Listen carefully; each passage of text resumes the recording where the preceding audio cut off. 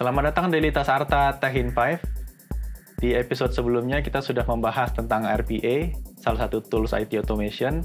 Sekarang kita akan membahas tentang infrastruktur automation.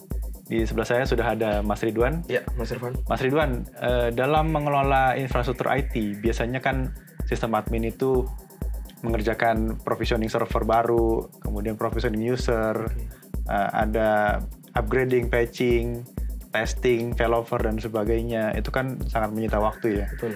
Kalau jumlah servernya sedikit mungkin nggak masalah, tapi kalau jumlah servernya banyak, pasti akan sangat menyulitkan. Betul. Nah, sebenarnya ada nggak sih tools untuk memudahkan pengelolaan infrastruktur IT ini? Oke, Mas Irfan. Jadi betul sekali ya yang tadi disampaikan oleh Mas Irfan, bahwa jika server yang kita kelola masih sedikit, itu sangat tidak efisien ketika kita menggunakan server otomasi. Server otomasi akan sangat berguna jika server yang dikelola oleh suatu perusahaan jumlahnya cukup banyak, karena itu akan menghemat waktu dan lain sebagainya, sehingga visi perusahaan akan tercapai. Untuk toolsnya sendiri sebenarnya ada banyak, Mas Irfan. Saya gambarkan dulu ya. Ya, silakan.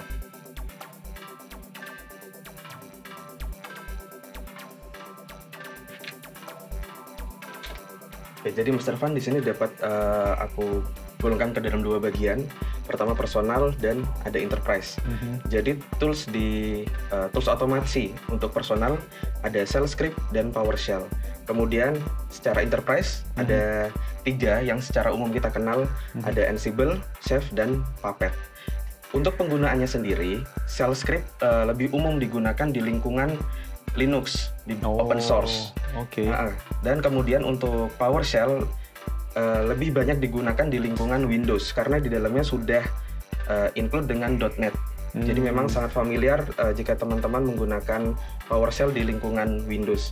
Kemudian untuk skala enterprise, sebagian besar mereka memiliki spek yang sama dan mereka lebih cenderung untuk mengelola otomasi di perusahaan dengan skala server yang cukup besar.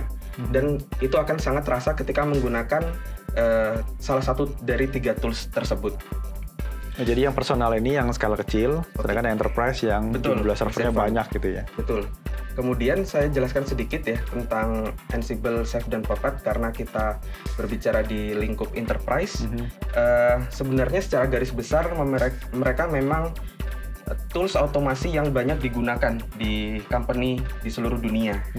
Tapi memang ada kelebihan dan kekurangan. Di sini akan saya jelaskan salah satu yang sangat menjadi highlight di penggunaan tools tersebut adalah cara konfigurasinya. Jika Chef ini cukup dikatakan rumit oleh beberapa developer karena untuk mengkonfigurasi sendiri kita perlu mengetahui bahasa dari tools tersebut. Dia menggunakan Ruby DSL.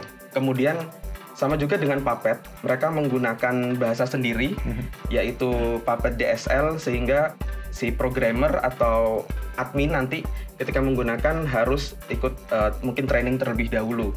Berbeda dengan Ansible, di sini dia menggunakan bahasa yang relatif lebih familiar, yaitu YAML, sehingga memudahkan sekali para programmer untuk menggunakan aplikasi tersebut. Mungkin itu gambaran sedikit, Mas Irfan, terkait tools yang sering digunakan di enterprise. Semoga penjelasan singkat kali ini bermanfaat bagi kita semua. That's 5 minutes. Sampai ketemu di episode selanjutnya.